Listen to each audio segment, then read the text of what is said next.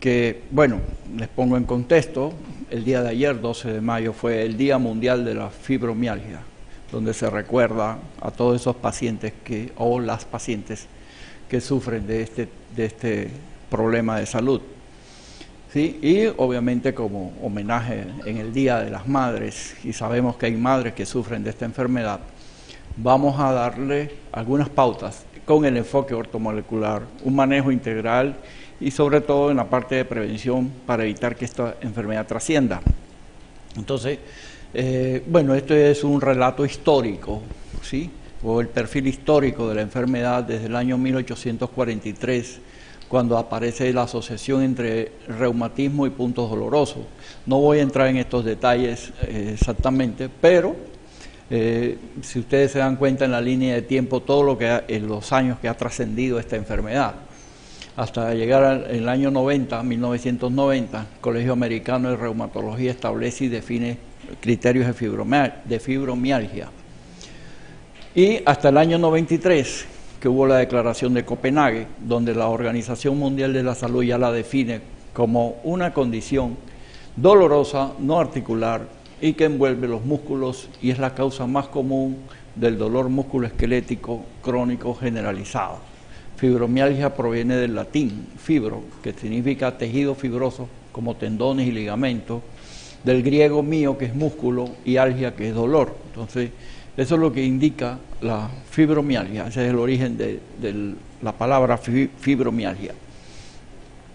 La fibromialgia, un poco la prevalencia, afecta al 6.3% de la población mundial. Es una enfermedad con predominio en la mujer entre los 85 y 94%. ¿Sí? Se da más que nada en mujeres. Y de los casos de mujeres adultas jóvenes entre los 30 y 50 años. Bueno, un dato del Ecuador, no hay muchos datos exactos en el Ecuador, pero según los especialistas y cálculos investigadores, el fenómeno se comporta casi igual al nivel mundial, del 3 al 5% de la población. Entonces, esa es un poco la prevalencia de esta enfermedad. ¿Qué es el origen? Bueno, el origen es muy discutido, el origen todavía en algunos casos es muy hipótesis, teorías, ¿sí? Hay un componente genético, ¿sí? Bastante fuerte, se dice que hay aproximadamente unos 80 polimorfismos, ¿sí? Que intervienen en esta enfermedad. Hay una alteración del gen COM que está relacionado con la serotonina, hay otros genes candidatos que ustedes ven acá, el ADN hipometilado, por ejemplo, el ADN hipometilado que tiene relación con el control del estrés en las personas y el sistema nervioso autónomo. Familiares de primer grado de pacientes con fibromialgia tienen una probabilidad de 8 veces más de desarrollar esta enfermedad.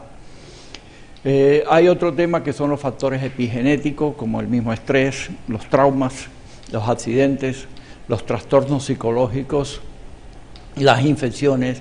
En los trastornos psicológicos se piensa que las personas ante un trauma psicológico somatizan la enfermedad.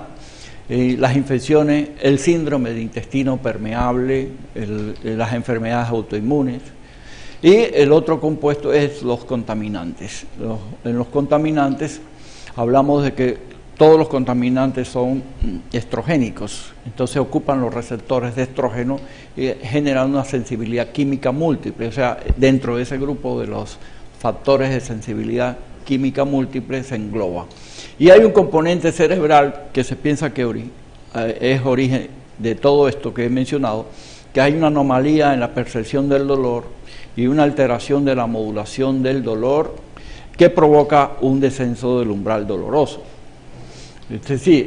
Un ADN metilado, este es el grupo metilo, ¿sí? Lo pongo aquí, quiero aterrizar un poco la terminología técnica médica, ¿sí?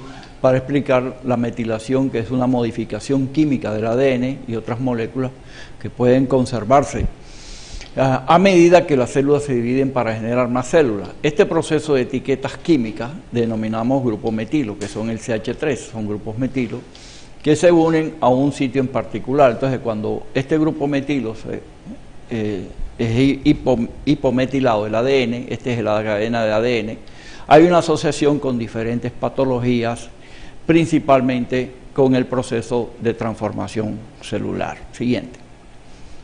Entonces, hablando de sensibilidad química múltiple, el cuerpo de la mujer actúa como un bioacumulador químico, ¿sí? Con propiedades estrogénicas.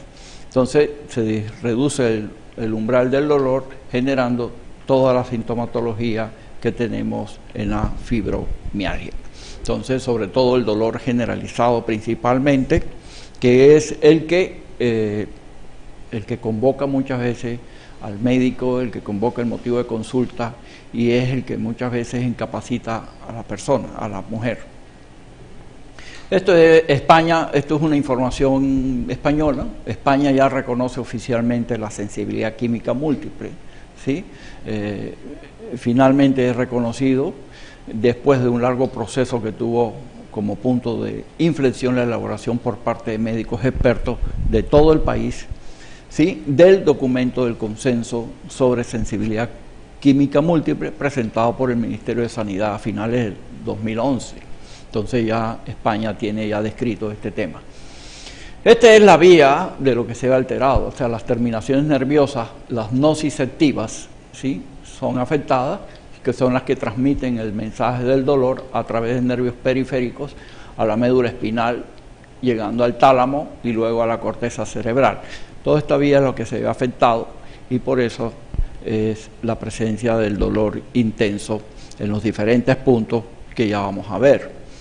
Este es el síntoma principal, el dolor, pero el dolor es intenso, ya vamos a ver con detalles, pero además del dolor hay otros problemas como son palpitaciones, hay cansancio crónico, hay sensación de hinchazón, hay alteraciones cognitivas, hay alteraciones en el sueño, hay colon irritable, hay cefalea, hay rigidez, hay hipersensibilidad, la persona con simple tocarle muy suavemente ya siente dolor intenso, ¿sí? Hay una vejiga dolorosa, alteraciones sexuales ginecológicas, alteraciones del estado de ánimo, hay depresión, hay ansiedad. Entonces, de manera que hay una confluencia de síntomas, ¿sí? Y las personas que presentan fibromialgia tienen una mala tolerancia al esfuerzo físico, o sea, se encuentran como si se hubiera agotado la energía, es decir, no tengo energía para levantarme de la cama, no tengo energía para hacer actividades, no tengo fuerzas, no tengo el dinamismo, ¿sí? Entonces las personas se postran a una cama y obviamente que eso afecta mucho en la parte afectiva, la parte psicológica, ¿sí? Y por supuesto en la parte física. El diagnóstico es por descarte, o sea, no hay un examen que diga, me voy a hacer un examen de sangre, me voy a hacer este examen X y me va a dar diagnóstico fibromialgia. No existe ese examen, hay que hacer una serie de exámenes y descartar otras enfermedades. Y una vez que hemos descartado otras enfermedades, entonces nos quedamos con la que hay, que son los dolores. Entonces son 18 puntos dolorosos en los músculos, ¿sí? 11 de ellos confirman la dolencia. Entonces son diferentes puntos, es cervical inferior, a nivel de la segunda costilla, a nivel de los brazos, en los epicóndilos laterales, en las rodillas, en la parte posterior, en la espalda, ¿sí? En la parte posterior del cuello, ¿sí? Las caderas, a nivel de muslos, etcétera. Entonces, estos puntos dolorosos son los que muchas veces nos dan el diagnóstico en la parte clínica. Entonces, y así es como se llega al diagnóstico. Y lo sigo insistiendo, no existe un examen de laboratorio que me diga esto es fibromialgia, no existe.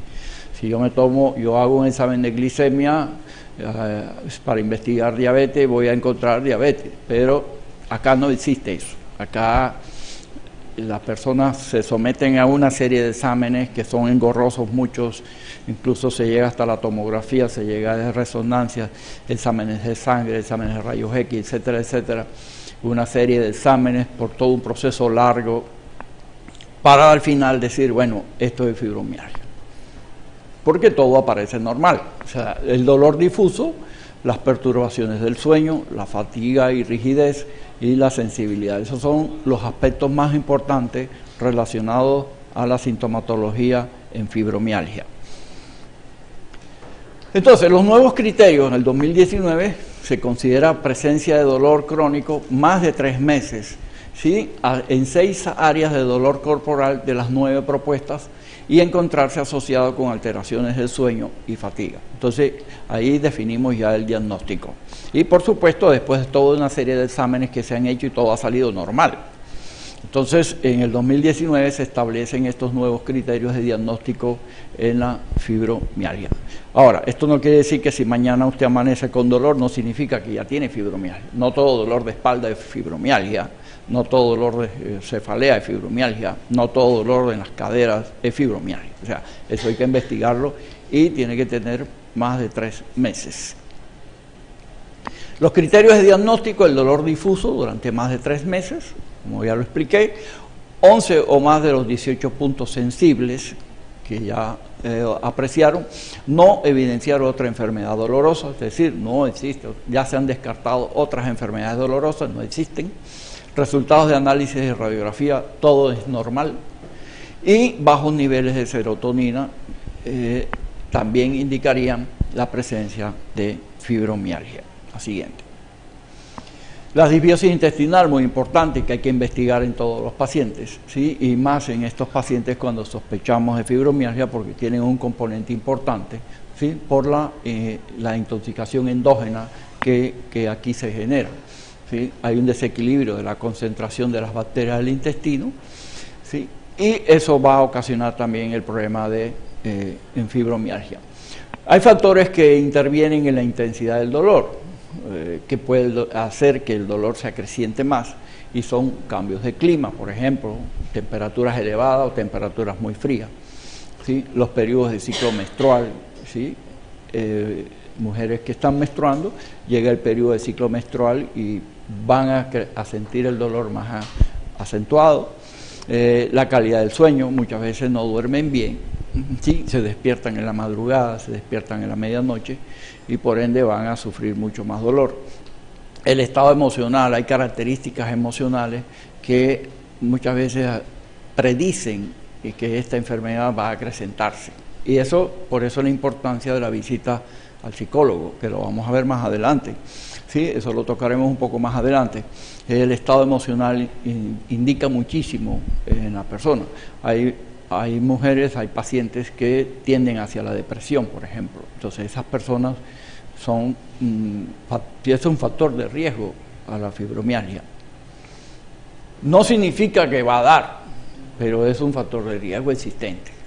Bueno, existen tratamientos farmacológicos, no voy a entrar en detalle de los farmacológicos, no voy a prescribir tratamientos farmacológicos porque esta no es una charla para dar atención médica ni para dar recetas médicas, pero sí, por cultura general, por educación general, conocer que existen tratamientos médicos que son muy utilizados en la farmacia, en los médicos que practican la medicina alopática o ortodoxa, y uno de los muy utilizados es la pregabalina, ¿sí? Muy común, muy utilizadísimo en los tratamientos de fibromialgia, en el dolor neuropático que se llama.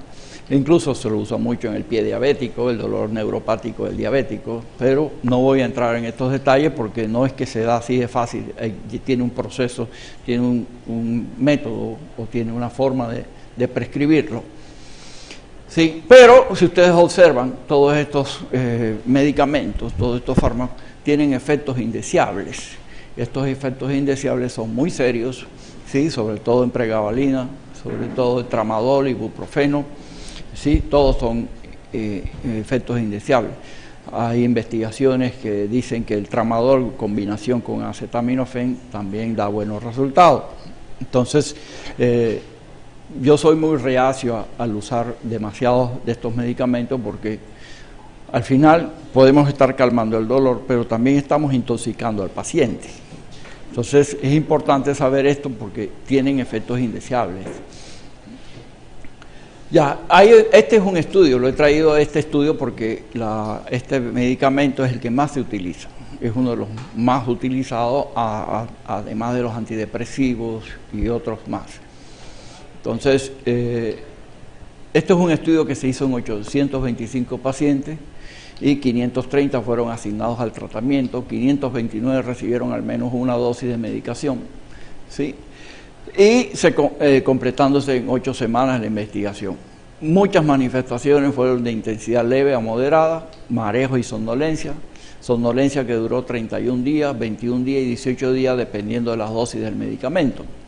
Efectos no neurológicos más comunes en los pacientes fueron el aumento de peso, los edema periférico, el edema ocasionó abandono precoz del grupo de 450 miligramos. Los que tomaron 450 miligramos abandonaron el tratamiento. Entonces este estudio lo he traído para que vean ustedes que el dar este fármaco tiene efectos indeseables y muchas pacientes abandonan muchas veces el tratamiento precisamente por esos efectos indeseables. Y yo conozco algunos casos donde la paciente finalmente termina abandonando el medicamento por los efectos que deja, ¿sí? Y acuden a otros efectos, a otros tratamientos, perdón.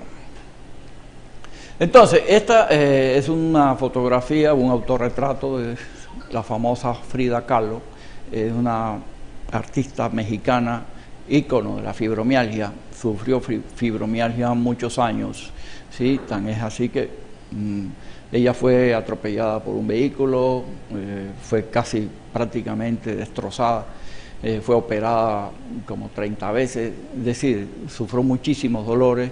Ella se hizo este autorretrato con las flechas incrustadas, marcando los sitios del dolor. Y este es el famoso retrato de ella, ¿sí?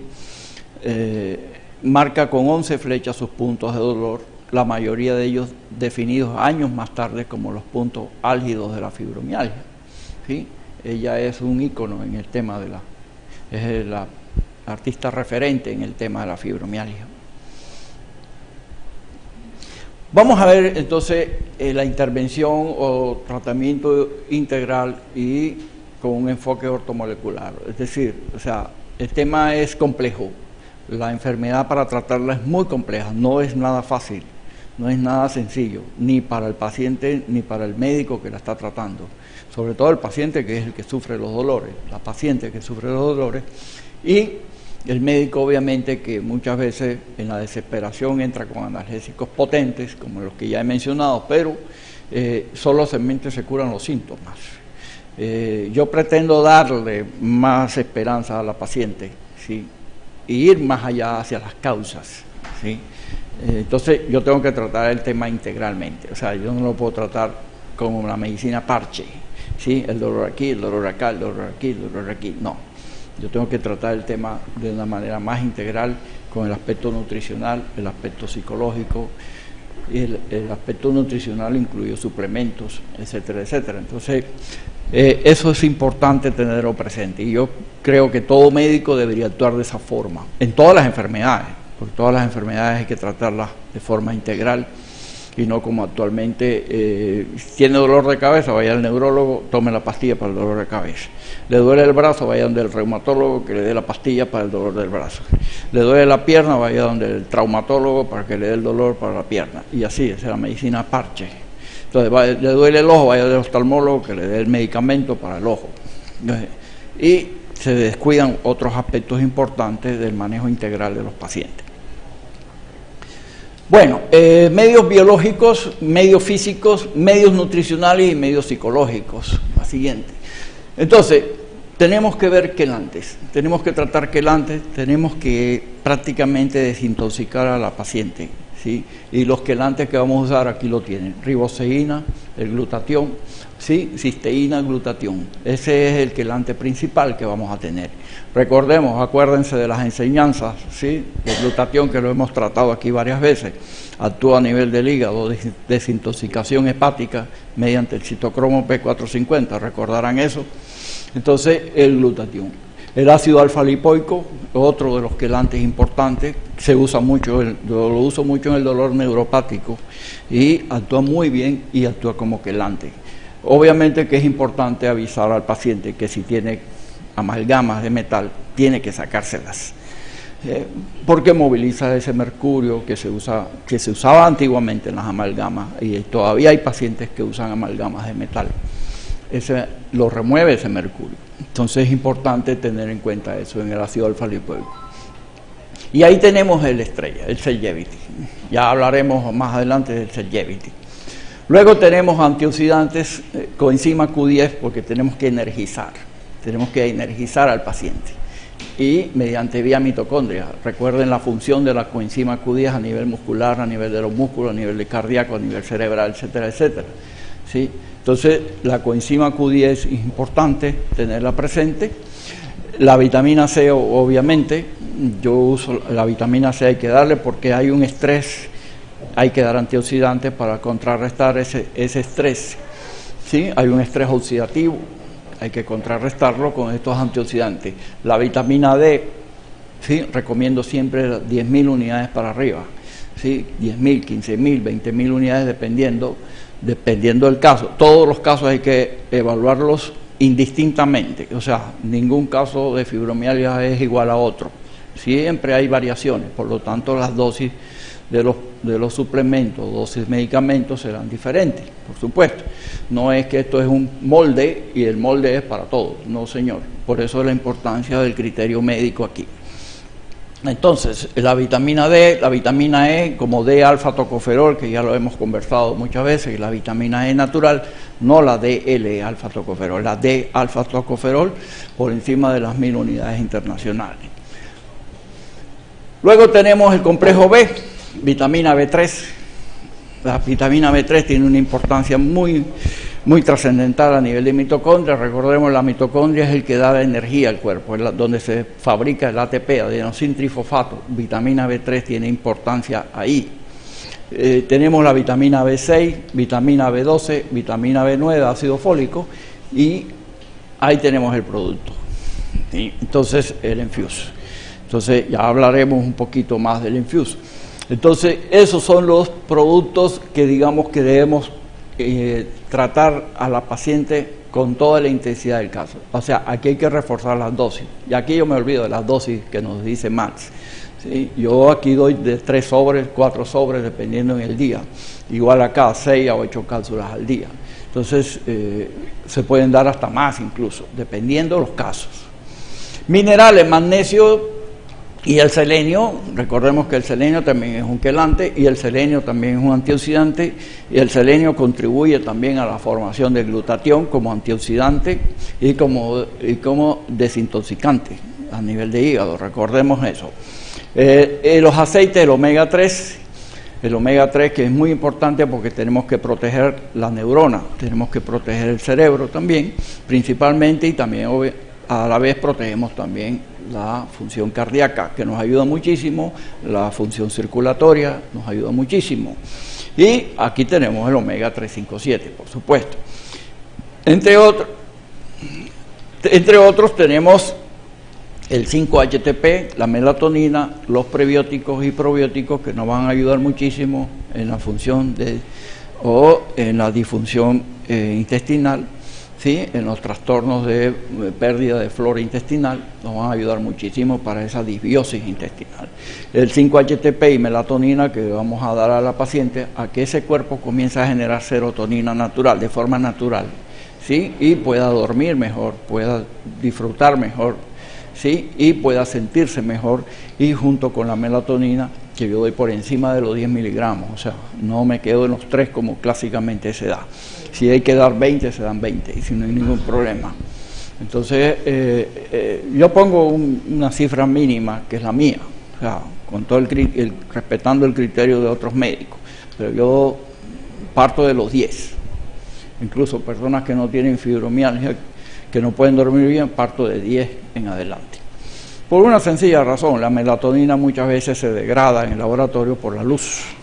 Entonces, si yo veo una etiqueta 10 miligramos, de pronto no es de 10, sino de 8 o de 6. Entonces, aunque la etiqueta diga de 10, por eso yo siempre me paso un poquito más, a veces doy 12, a veces dos cápsulas de 10 miligramos, es decir, 20 miligramos.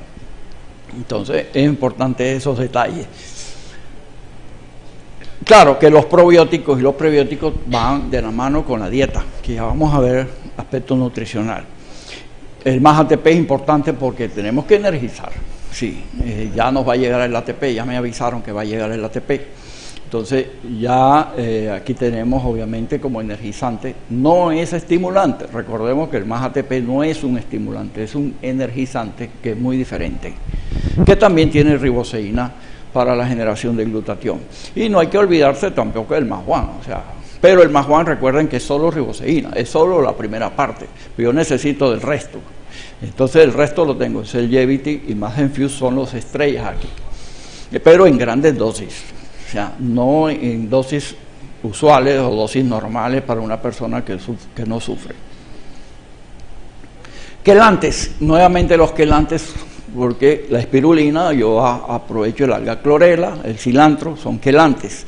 Y obviamente el Cellgevity, el glutatión antioxidante, como antioxidante maestro, el selenio, el ácido alfa lipoico. O sea, yo puedo usar todos sin ningún problema, sin ningún inconveniente. Y yo estoy quelando a la persona. Es muy probable que esa paciente sufra el síndrome o crisis curativa, ¿sí? Y por lo tanto abandone el tratamiento. Eso hay que advertirle, sí, que no se asuste. Es simplemente que el cuerpo está pasando de un estadio de enfermedad a un estadio de salud. Entonces, ese cambio, esa transformación puede generar ciertos síntomas, ciertas dolencias, y a eso hay que advertirle al paciente. Porque puede abandonar el tratamiento, porque alga clorela se asusta, espirulina, el cilantro son quelantes también. Aquí tenemos el Cellgevity, tiene vitamina C, tiene el selenio, tiene la riboceína y tiene el ácido alfa lipoico. Es importante, este es el producto estrella en esta enfermedad. Y dar más o menos de 6 a 8 cápsulas al día. ¿Sí? La empresa MAS nos dice 2 cápsulas en la mañana, 2 cápsulas en la tarde. No es suficiente. No es suficiente, eso no es nada, prácticamente no es nada. O sea, si vamos a manejar esta enfermedad tenemos que sobrepasar esa dosis. El Enfuse, que tiene todos los hidrosolubles del complejo B y vitamina C, tiene los liposolubles de vitamina A, vitamina D, vitamina E, tiene los minerales que es el magnesio, el zinc, selenio, cobre, manganeso y cromo, y tiene los antioxidantes, tiene la coenzima Q10, tiene el ácido alfa lipoico, ¿sí? Y de 2 a 3 sobres en el día. Si es necesario dar sobres más adicionales, se pueden dar. Todo depende de los casos. Entonces, el Enfuse aquí es muy importante, además del sabor agradable que tiene, que el paciente no lo va a rechazar. Además, el paciente lo tomará como refresco y le irá muy bien. El MAS ATP, igual que tiene los hidrosolubles, ¿sí? Pero tiene la L-carnitina, la riboceína, la rhodiola rosea, que es y raíz de ginseng como energizante.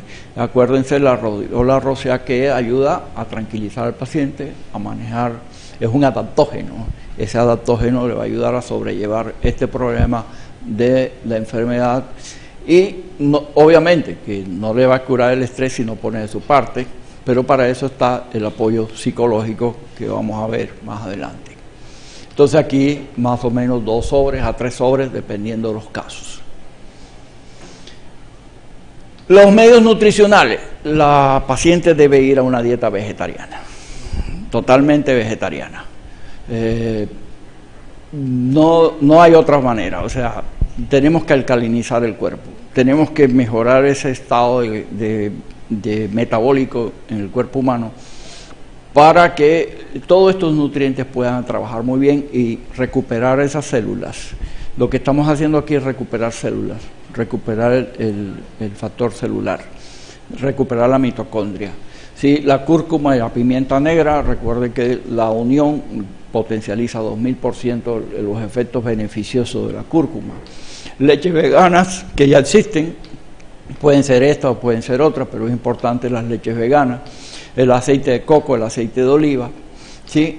Los proteína vegetal y tomar suficiente agua, 30 ml por kilo de peso. La dosis pues, puede ser un poco más, no hay problema. La hierba de San Juan ayuda muchísimo, ¿sí? Porque es un tranquilizante, ayuda a sobrellevar el problema, ¿sí? Ayuda a relajarse sin llegar a efectos colaterales, sin llegar a crear una dependencia, etcétera, etcétera. No leche de vaca, no azúcar, no aceites inflamatorios tipo omega 6. Tenemos que reducir al máximo todas las sustancias nutrientes que generen inflamación. Siguiente. En frutas ricas en manzana, que son ricas en ácido málico, que también actúa como desintoxicante a nivel hepático, ¿sí? Las frutas ricas en vitamina C, las frutas ricas o hortalizas ricas en carotenos. Recordemos que los carotenoides terminan convirtiéndose al final en vitamina A, que necesitamos también de la vitamina A. Pero es preferible que la vitamina A sea de forma natural, que dar el retinol, que es artificial o sintético. Entonces es preferible los carotenos en grandes cantidades para generar la vitamina A. En los medios físicos, bueno, aquí hay infinidades, o sea, podemos usar los baños termales para el paciente, los hidromasajes, las compresas calientes, los masajes con ciertas esencias naturales, obviamente, el ejercicio, la actividad física. La persona con fibromialgia tiene que hacer actividad física leve, moderada e intensa, dependiendo cómo vaya evolucionando, pero tiene que moverse, o sea, no puede estar estática. Entonces, si yo receto un medicamento que le va a hacer dormir, ¿en qué momento va a hacer actividad física? O sea, al paciente hay que levantarle, hay que elevarle el ánimo, hay que subirle y darle motivación de que va a salir adelante. O sea, no hay que mandarla a dormir, que vaya a dormir todo el día. No, yo conozco algunos casos que, doctor, me la paso durmiendo todo el día y no es posible, yo me siento mal. Estos medicamentos me tienen mal, entonces los suspenden. Entonces no saben a dónde ir, no saben qué hacer. Entonces, porque no hay más alternativas, no hay una cura específica que diga, me tomo esta pastilla y me curo, ¿sí? Como lo puede haber en una otra enfermedad. No, aquí no es así. Tienen que hacer actividad al aire libre. Los baños de agua caliente o las duchas de agua caliente son muy importantes porque ayudan a relajar, ayudan a tranquilizar, etcétera, etcétera. Sobre todo estos baños termales, porque además de agua caliente, además de actividad física, aportan minerales, ¿sí? Que son muy importantes en el organismo. Los medios psicológicos tenemos la terapia psicológica. ¿Con qué fin? Primero, el diagnóstico de cualquier problema o tendencia a la depresión que tenga esa persona, de diagnosticar cualquier tendencia a la ansiedad, ¿sí? Tendencias al estrés y que esté somatizando el problema. O sea, es para descartar esa somatización del problema, ¿sí? Debido a ciertos factores de ansiedad o estrés. Buscar instruir al paciente sobre la relación, el estrés, la ansiedad y el bajo estado de ánimo sobre el dolor y la fatiga. Entonces ahí es muy importante el apoyo psicológico. Aprender a manejar el estrés, si es que no lo ha podido aprender a manejar. Y esta parte importante, la socialización y restablecer el balance emocional en la persona. La persona tiene que integrarse a la sociedad, integrarse a la familia, tiene que integrarse a la gente. El ser humano por naturaleza es social. Entonces, esa razón tenemos que buscarla con el apoyo psicológico del profesional. Ahora, la prevención, es importante la prevención. Si ustedes vieron la parte nutricional, vieron la parte psicológica, entonces la prevención va en ese sentido. O sea, tenemos que prevenir las enfermedades. Es muy importante reconocer que esto se puede prevenir. ¿Y cómo se puede prevenir? Empieza a cambiar tus hábitos. Entonces, manejar el estrés oxidativo, que ya lo hemos visto varias veces, ¿sí? Los radicales libres muchas veces sobrepasan el sistema de defensa antioxidante, agotándose de estos sistemas antioxidantes, ¿sí? Que incluyen el glutatión, y por lo tanto tenemos que aportarlo. Recordemos que a medida que avanzamos en edad, el glutatión se reduce, disminuye en el organismo, entonces hay que suplementarlo.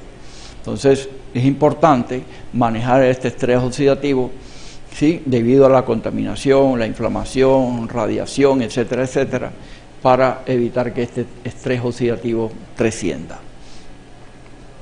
Manejar el síndrome de intestino permeable, ¿sí? Acuérdense las dietas pobres en fibras, el exceso de azúcar, el exceso de harina refinada, los antibióticos, el estrés, las grasas saturadas tipo omega 6, los aditivos sintéticos, todo esto produce daño a nivel intestinal. Entonces, si ustedes ven esto, en el tratamiento va por aquí mismo. Sí, que ya lo conversé, o sea, manejar la disbiosis intestinal, evitar el azúcar. Esas personas con fibromialgia no deberían, y recordemos que el azúcar es inflamatoria. Entonces, evitar todos estos compuestos para el manejo del síndrome de intestino permeable junto con los probióticos y los prebióticos. Son 5 alimentos inflamatorios. Tenemos el azúcar, tenemos las harinas refinadas como el trigo, tenemos la grasa animal, aceites vegetales, maíz, girasol, palma y los aditivos sintéticos.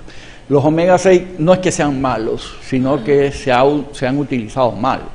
Es decir, el equilibrio debería ser relación 1-1, omega 3, omega 6, 1-1. Ese es el equilibrio ideal, o a lo mucho 1-3. Pero hoy en día el omega 6 es casi 20-1, y a veces hasta más. Entonces, por esa razón, no es que lo proscribimos del todo, es importante. El problema es que se lo ha manejado muy mal. El círculo vicioso del azúcar, ¿sí? Como ya información general, cuando usted come azúcar o harinas muy refinadas, por supuesto que los niveles de azúcar en sangre van a aumentar, la glicemia va a aumentar. Hay una liberación masiva de insulina, ¿sí? Para coger esa azúcar y llevarla al hígado para que se procese. El exceso de azúcar se almacena como grasa, disminuye la glucosa muy rápido, generando obviamente debilidad y todo lo demás, y ahí aparece el hambre nuevamente y el deseo de comer dulce. Aquí es donde dicen que el organismo humano necesita azúcar. El organismo humano, no hay ningún estudio científico que diga que necesita azúcar. Necesita glucosa, sí, pero la glucosa proveniente, ¿sí? de alimentos que se procesan lentamente. Las hortalizas, frutas, por ejemplo, ciertos carbohidratos de acción lenta. Entonces, eso es lo que hay que reconocer. No es que necesita azúcar. Una cosa es el azúcar, ¿sí? Y otra cosa es la glucosa que proviene de los carbohidratos de acción lenta. Entonces, tenemos que ver el tema de neuroinflamación a nivel de cerebro. Entonces, esto lo vamos a manejar con omega 3 y por supuesto con las dietas vegetarianas.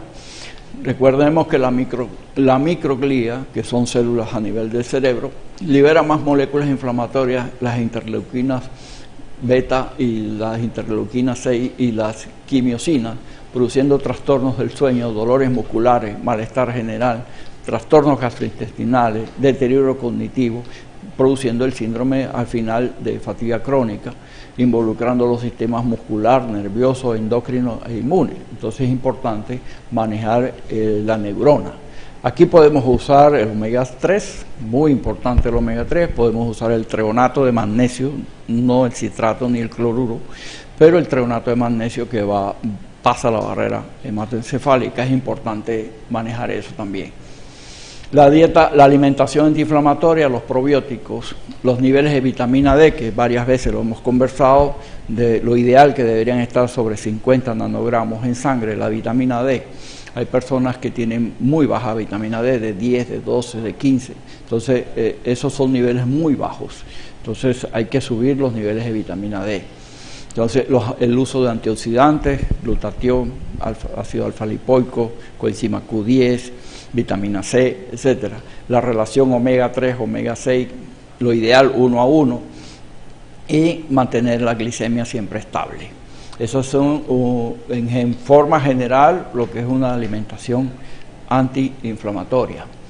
Y una alimentación antiinflamatoria, una dieta ictio-ovo-vegetariana, pero siempre que sea proveniente de productos orgánicos, huevos de gallina de campo, como dicen, o alimentadas orgánicamente. El aguacate es muy importante, peces siempre, el pescado siempre de escama, de piel, de carne blanca, ¿sí? Es lo ideal, o sea, el pescado de escama, ¿sí? No incluye estos mariscos. Frutas, verduras, todas las que quieran, sí, importante es la dieta itio, ovo, vegetariana como alimentación inflamatoria también. La limpieza y depuración de los detox, ¿sí? Estamos en el aspecto de prevención.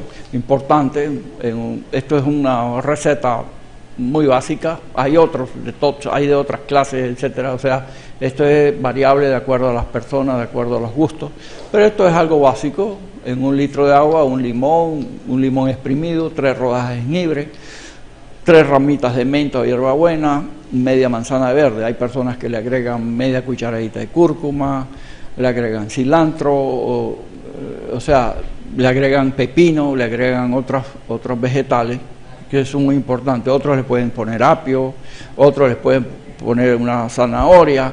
O sea, ya esto es cuestión de gusto, pero lo importante es hacer los detox, ¿sí? Para ir alcalinizando el cuerpo. De manera que aquí están todas las referencias que he utilizado para esta charla. Sí, quiero agradecerles finalmente la presencia de todos ustedes a esta charla. Entonces, esto es lo que les he traído en el tema de fibromialgia y bueno, muy amables. Gracias por asistir.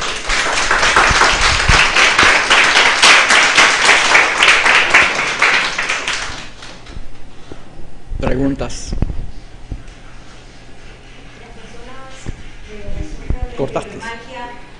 Deben de tener 100% de la